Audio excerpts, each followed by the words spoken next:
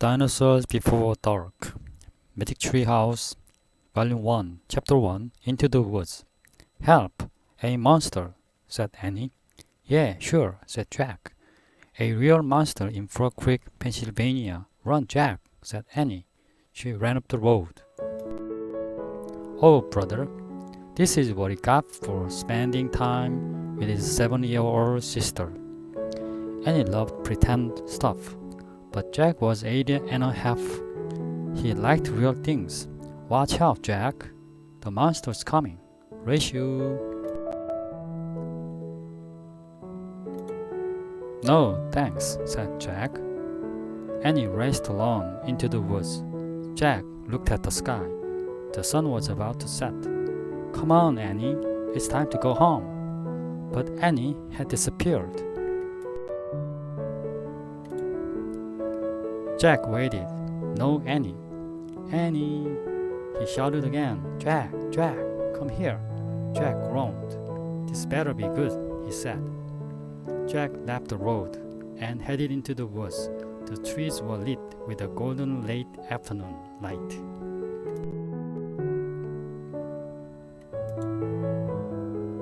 Come here, called Annie. There she was, standing under a tall oak tree. Look, she said. She was pointing at a rope ladder, the longest rope ladder Jack had ever seen. Wow, he whispered. The ladder went all the way up to the top of the tree. There, at the top, was a tree house. It was tucked between two branches. That must be the highest tree house in the world, said Annie. Who built it? Asked Jack. I've never seen it before. I don't know, but I'm going up, said Annie. No, we don't know who it belongs to, said Jack. Just for a teeny minute, said Annie. She started up the ladder. Annie, come back. She kept climbing. Jack sighed. Annie, it's almost dark. We have to go home. Annie disappeared inside the treehouse. Annie.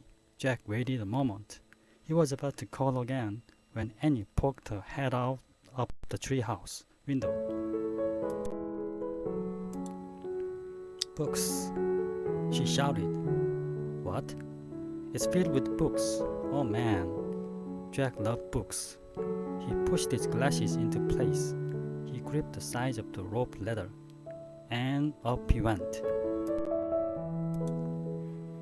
Chapter 2, The Monster. Jack crawled through a hole in the treehouse floor. Wow, the treehouse was filled with books.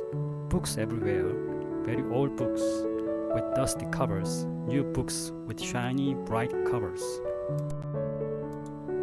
Look, you can see far, far away, said Annie. She was peering out the treehouse window. Jack looked out the window with her. Down below were the tops of the other trees.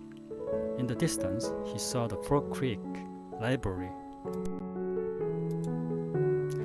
the elementary school, the park. Annie pointed in the other direction.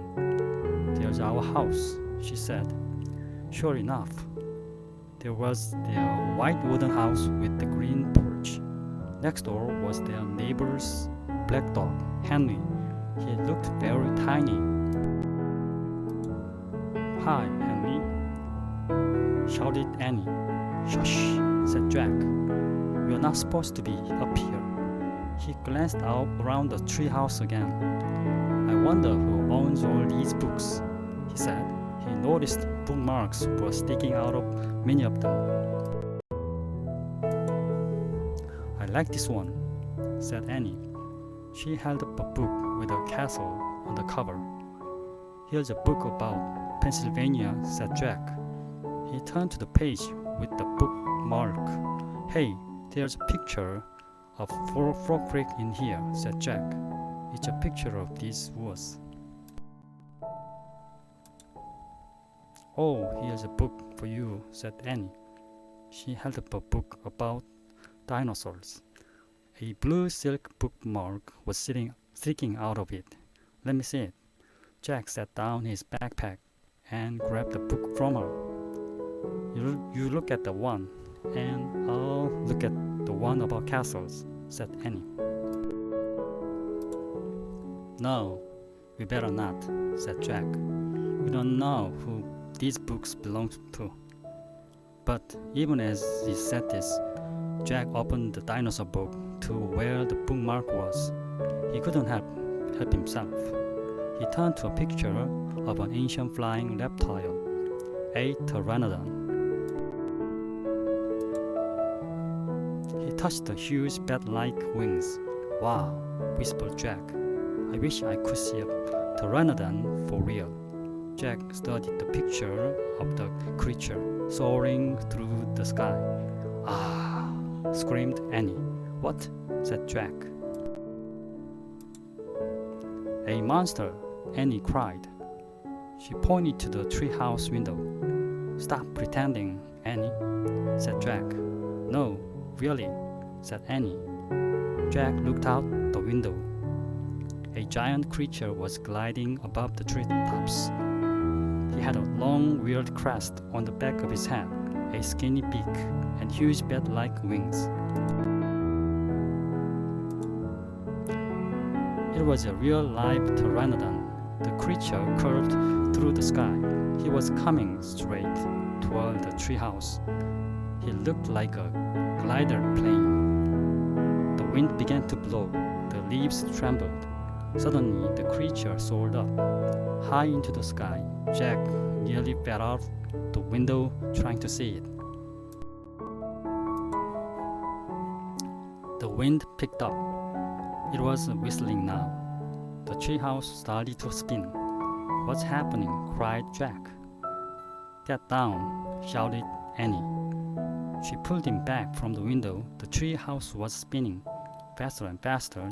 Jack squeezed his eyes shut. He held on to Annie. Then everything was still, absolutely still. Jack opened his eyes. Sunlight slanted through the window. There was Annie, the books, his backpack. The treehouse was still high up in an oak tree, but it wasn't the same oak tree. Chapter 3. Where is here? Jack looked out the window. He looked down at the picture in the book. He looked back out the window. The world outside and the world in the picture, they were exactly the same. The Pteranodon was soaring through the sky. The ground was covered with ferns and tall grass. There was a winding stream.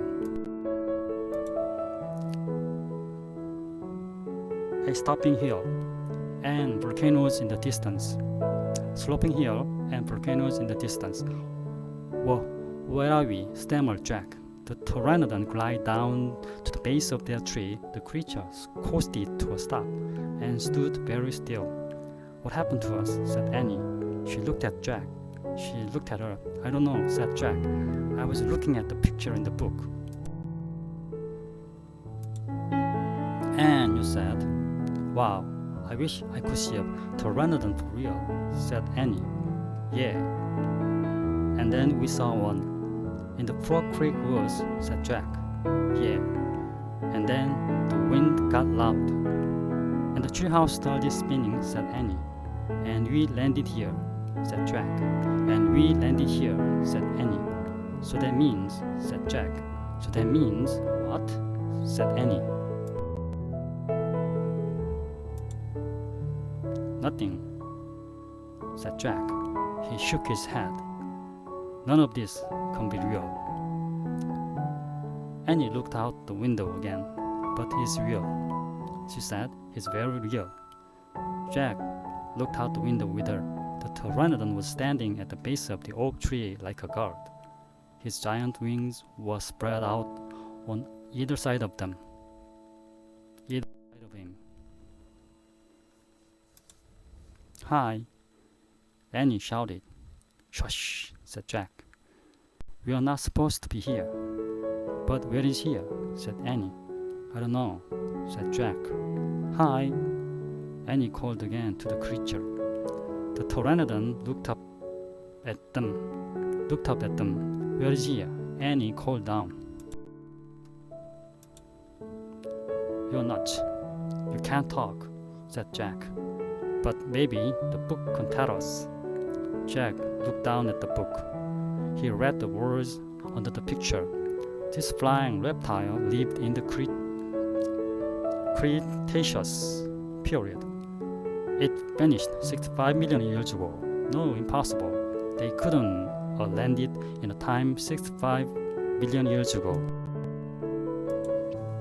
Jack, said Annie, is nice. Nice? Yeah, I can tell. Let's go down and talk to him. Talk to him? Annie started down the rope ladder. Hey, shouted Jack, but Annie kept going. Are you crazy? Jack called. Annie dropped to the ground. She stepped boldly up to the ancient creature. Chapter 4, Henry. Jack gasped as Annie held out her hand. Oh brother, she was always trying to make friends with animals. But this was going too far. Don't get too close to him, Annie, Jack shouted. But Annie touched the Pteranodon's crest. She stroked his neck. She was talking to him. What in the world was she saying? Jack took a deep breath. Okay, he'll go down too. It would be good to examine the creature, take notes, like a scientist. Jack started down the rope ladder. When he got to the ground, Jack was only a few feet away from the creature. The creature stared at Jack. His eyes were bright and alert. He's soft, Jack, said Annie. He feels like Henry. Jack snorted. He's no dog, Annie. Feel him, Jack, said Annie. Jack didn't move. Don't think, Jack. Just do it. Jack stepped forward. He put out his arm. Very cautiously, he brushed his hand down the creature's neck. Interesting. A thin layer of fuzz covered the Pteranodon's skin. Soft, huh? Said Annie. Jack reached into his backpack and pulled out a pencil and a notebook. He wrote, "Fuzzy skin." "What are you doing?" asked Annie. "Taking notes," said Jack. "We're probably the first people in the whole world to ever see a real live Pteranodon." Jack looked at the Pteranodon again. The creature had a bony crest on top of his head. The crest was longer than Jack's arm. "I wonder how smart he is," Jack said. "Very smart," said Annie. "Don't count on it," said Jack. "His brain's probably no bigger than a bean." "No, he's very smart. I can feel it," said Annie. "I'm going to call him Henry." Jack wrote in his notebook, "Small brain." Jack looked at the creature again. "Maybe he's a mutant," he said. The creature tilted his head. Annie laughed. "He's no mutant, Jack." "Well, what's he doing here then?" "Where is this place?" said Jack. Annie leaned close to the Pteranodon. "Do you know where we are, Henry?" she asked softly. The creature fixed his eyes on Annie. His long jaws were opening and closing like a giant pair of scissors. "Are you trying to talk to him, Henry?" asked Annie. "Forget it, Annie." Jack wrote this in his notebook, mouth like scissors. "Did he come to a time long ago, Henry?" asked Annie. "Is this a place from long ago?" Suddenly she gasped. "Jack!" He looked up. Annie was pointing toward the hill. On top stood a huge dinosaur. Chapter 5, Gold in the Grass. Go, said Jack. He threw his notebook into his pack. He pushed Annie toward the rope ladder. "Bye, Henry," she said. "Go," said Jack. He gave Annie a big push. "Quit it," she said. But she started the ladder. Jack scrambled after her. They tumbled into the treehouse. They were panting as they looked out the window at the dinosaur. He was standing on the hilltop, eating flowers off a tree. "Oh man," whispered Jack. "We are in a time long ago." The dinosaur looked like a huge rhinoceros, only he had 3 horns instead of 1. 2 long ones above his eyes and 1 on his nose. He had a big shield-like thing behind his head.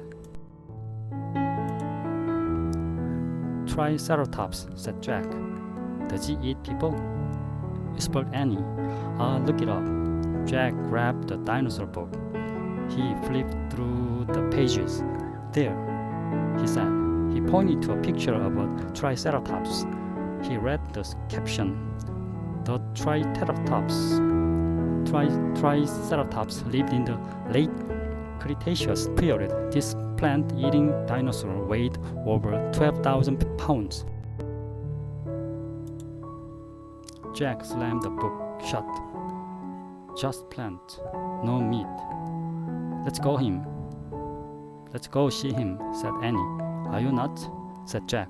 "Don't you want to take notes about him?" asked Annie. "We are probably the first people in the whole world to ever see a real live Triceratops." Jack sighed. "She was right. Let's go," he said. He shoved the dinosaur book into his pack. He slung it over his shoulder and started down the ladder. On the way down, Jack stopped. He called up to Annie. "Just promise you won't pet him. I promise. Promise you won't kiss him. I promise. Promise you won't talk to him. I promise. Promise you won't." "Go, go," she said. Jack went. Annie followed. When they stepped off the ladder, the Pteranodon gave them a kind look. Annie blew a kiss at him. "Be back soon, Henry," she said cheerfully. "Shush," said Jack. Annie led the way through the ferns slowly and carefully. When he reached the bottom of the hill, he kneeled behind a fat bush. Annie knelt beside him and started to speak. "Shush." Jack put his finger to his lips. Annie made a face. Jack peeked out at the Triceratops. The dinosaur was incredibly big, bigger than a truck. He was eating the flowers off a magnolia tree. Jack slipped his notebook out of his backpack. He wrote, "Eats flowers." Annie nudged him. Jack ignored her. He studied the Triceratops again. He wrote, "Eats slowly." Annie nudged him hard. Jack looked at her. Annie pointed to herself.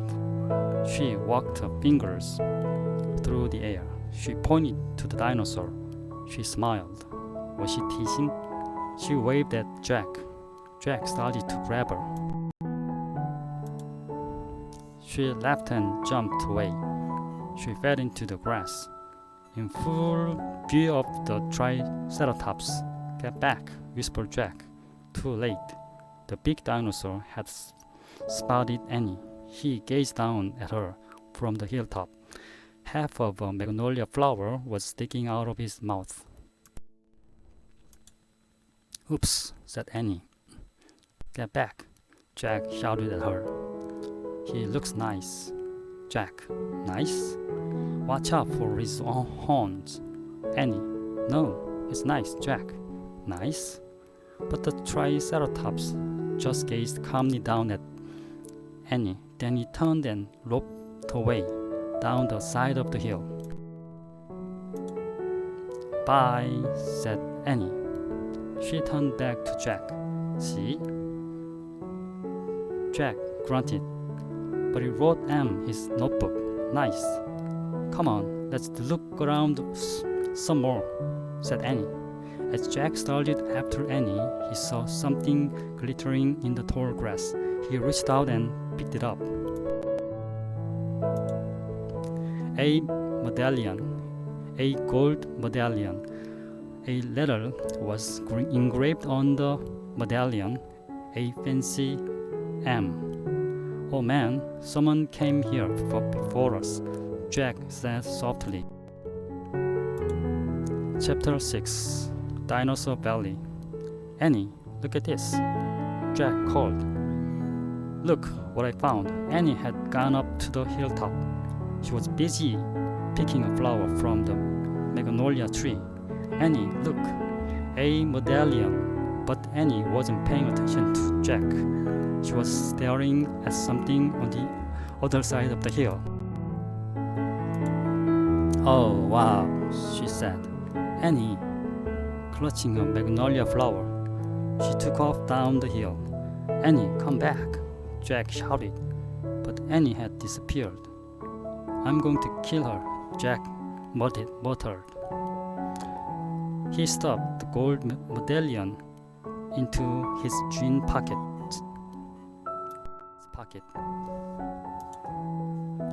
Then he heard Annie shriek.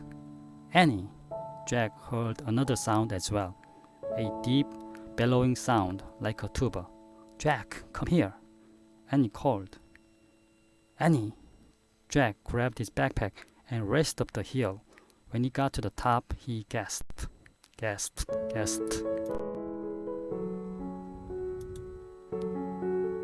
The valley below was filled with nests, big nests made out of mud, and the nests were filled with tiny dinosaurs. Annie was crouching next to one of the nests, and standing over her was a gigantic duck-billed dinosaur. Don't panic, don't move, said Jack. He stepped slowly down the hill toward Annie. The huge dinosaur was towering above Annie, waving her arms, making her tuba sound. Jack stopped. He didn't want to get too close. He knelt on the ground. Okay, move toward me slowly, he said. Annie started to stand up. Don't stand, crawl, said Jack. Clutching her flower, Annie crawled toward Jack. The duck-billed dinosaur followed her, still bellowing.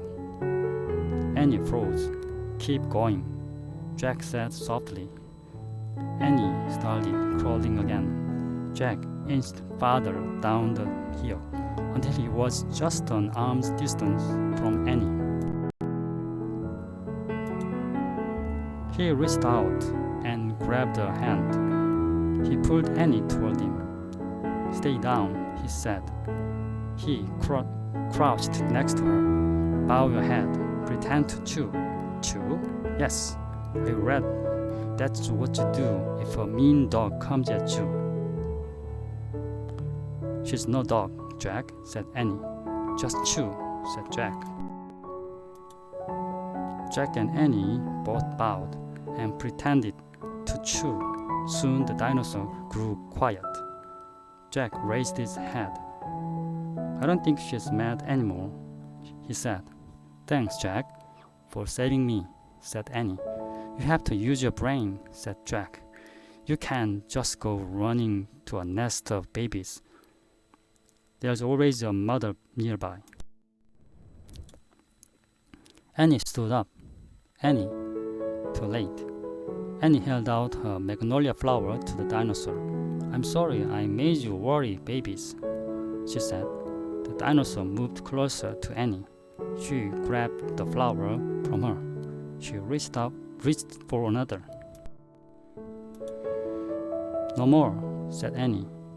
The dinosaur let out a sad tuba sound.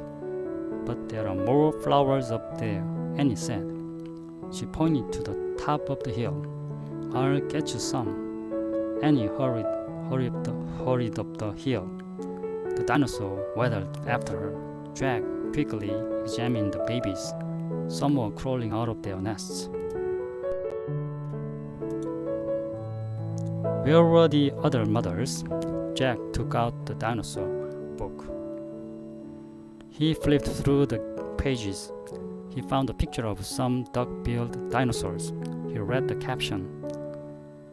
The Anatosauruses lived in colonies, while a few mothers' babies set the nests.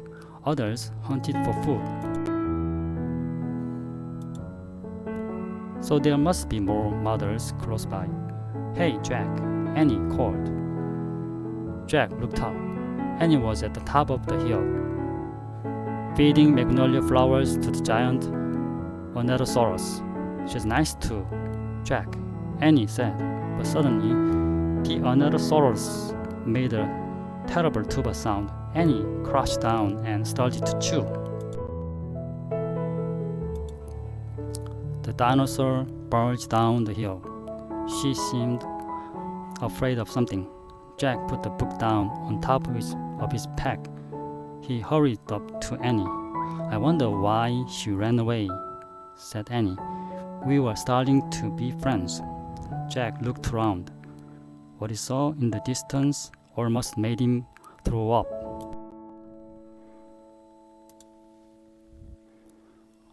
An enormous, ugly monster was coming across the plain. He was walking on two big legs and swinging a long, thick tail and dangling two tiny arms. He had a huge head, and his jaws were wide open. Even from far away, Jack could see his long, gleaming teeth. Tyrannosaurus Rex, whispered Jack.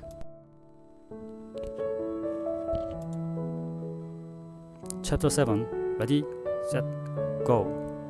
Run, Annie, run, cried Jack, to the treehouse. They dashed down the hill together, through the tall grass, through the ferns, past the Pteranodon, and right to the rope ladder. They scrambled up. Second later, they tumbled into the treehouse. Annie leaped to the window. It's going away, she said, panting. Jack pushed his glasses into place. He looked through the window with her. The Tyrannosaurus was wandering off. But then the monster stopped and turned around. Duck, said Jack. The two of them hunched down. After a long moment, they raised their heads. They peeked out again. Coast clear, said Jack. Yay, whispered Annie. We have to get out of here, said Jack. We made a wish before, said Annie. I wish we could go back to Frog Creek, said Jack. Nothing happened. I wish. Wait, you are looking at a picture in the dinosaur book, remember? The dinosaur book, Jack groaned. Oh no, I left the book and my pack on the hill. I have to go back. Oh, forget it, said Annie. I can't, said Jack. The book doesn't belong to us. Plus my notebooks in my pack with all my notes. Hurry, said Annie. Jack hurried down the rope ladder. He leaped to the ground.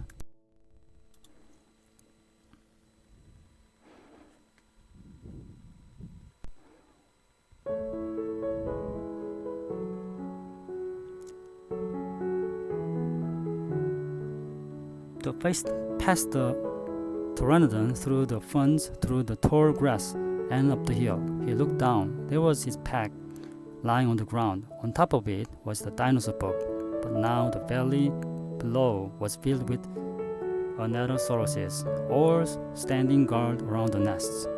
Where had they been? Did fear of the Tyrannosaurus send them home? Jack took a deep breath.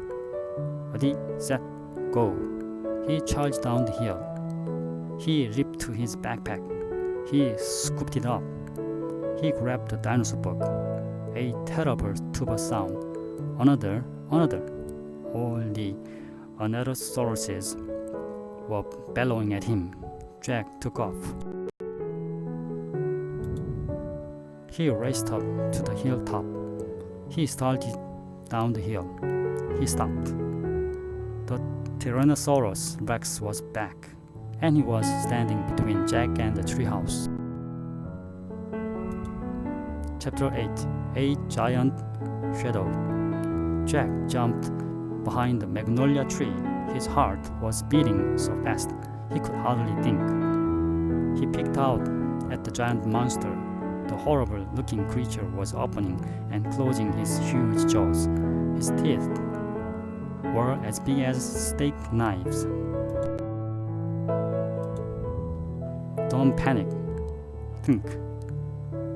Jack peered down at the valley. Good. The duck-billed dinosaurs were sticking close to their nests. Jack looked back at the Tyrannosaurus. Good. The monster still didn't seem to know he was there. Don't panic. Think. Maybe there's information in the book. Jack opened the dinosaur book. He found Tyrannosaurus Rex. He read, Tyrannosaurus Rex was the largest meat-eating land animal of all time. If it were alive today, it would eat a human in one bite. Great. The book was no help at all. Okay, he couldn't hide on the other side of the hill. The Anatosauruses might stampede. Okay, he couldn't run to the treehouse. The Tyrannosaurus might run faster. Okay, maybe he should just wait for the monster to leave. Jack peeked around the tree. The Tyrannosaurus had wandered closer to the hill. Something caught Jack's eye. Annie was coming down the rope ladder. Was she nuts? What was she doing? Jack watched Annie hop off the ladder. She went straight to the Pteranodon. She was talking to him. She was flapping her arms.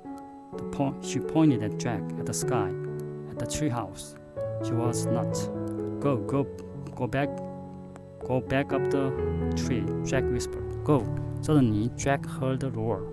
The Tyrannosaurus Rex was looking in his direction.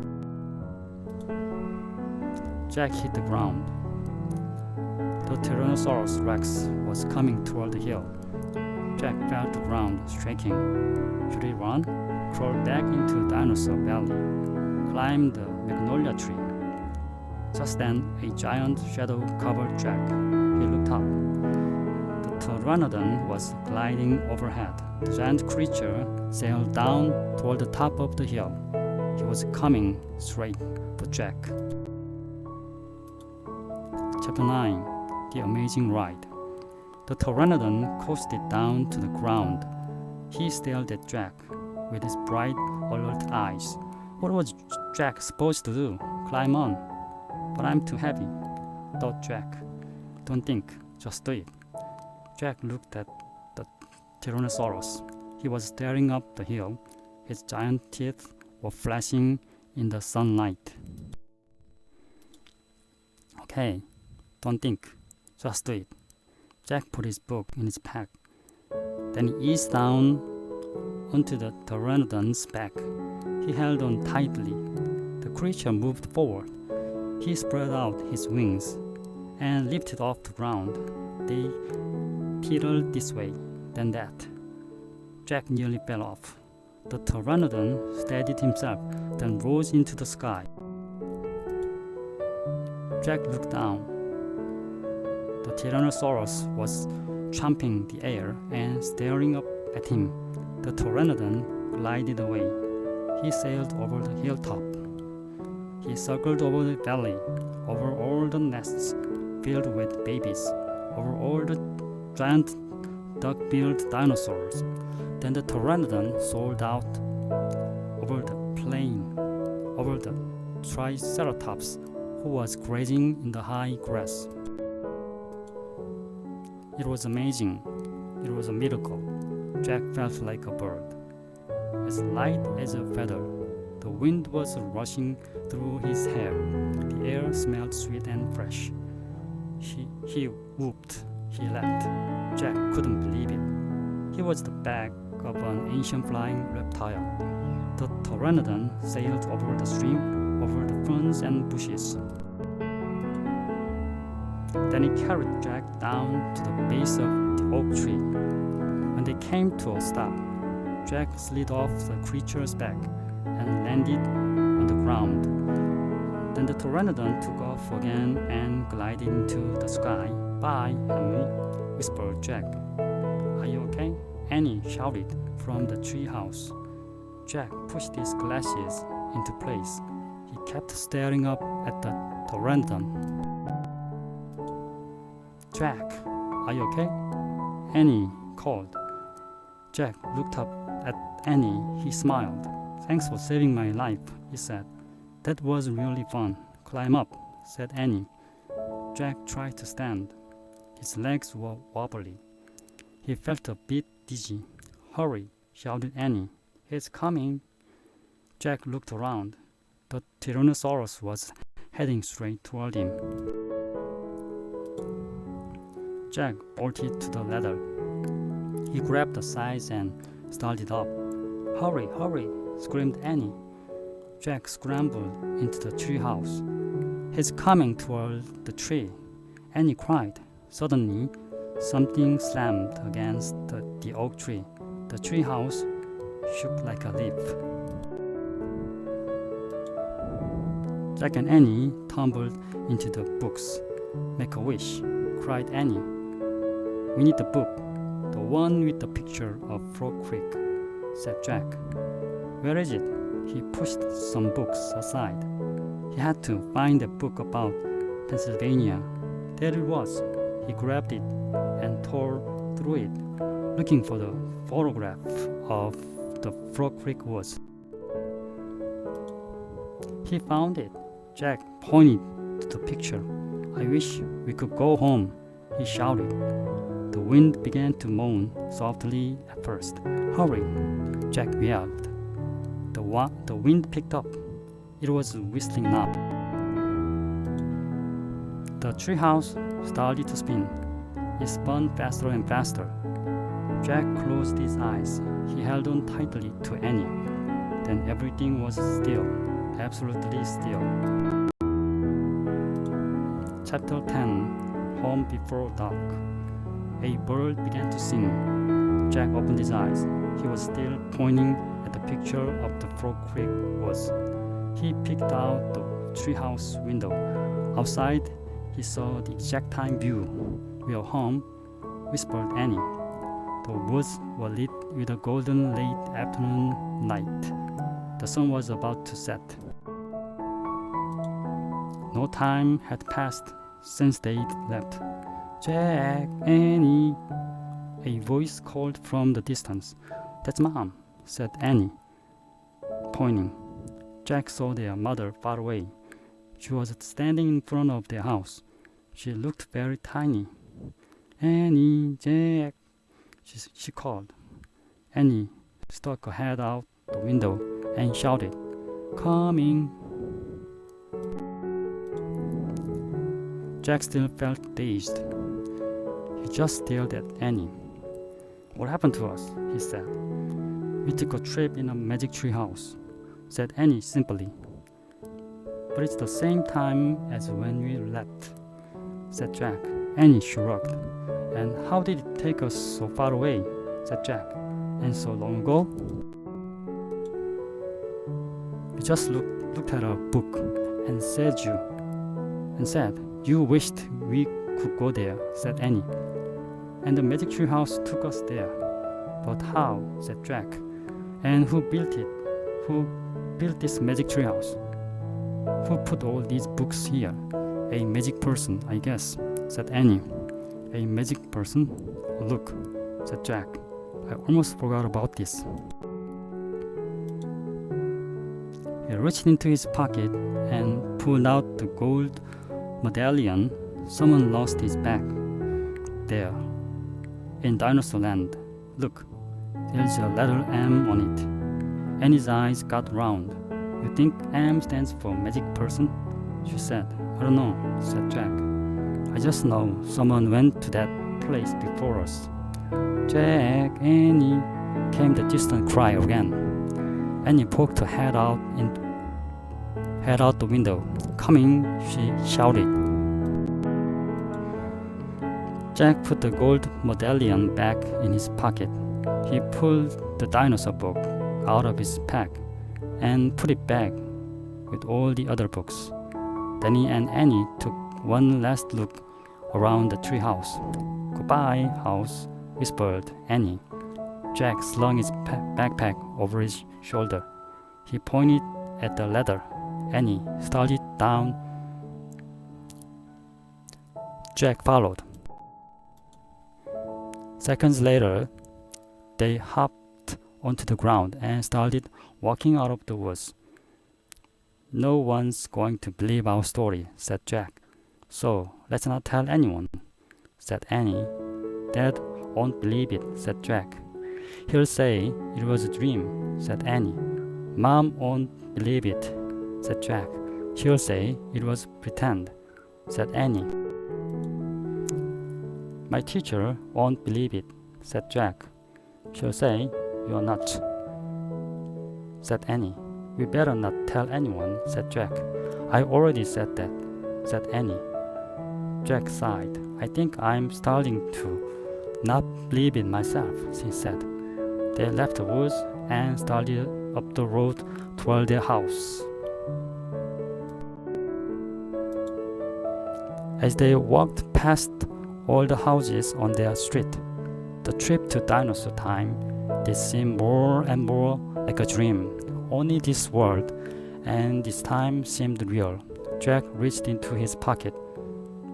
He clasped the gold medallion. He felt the engraving of the letter M.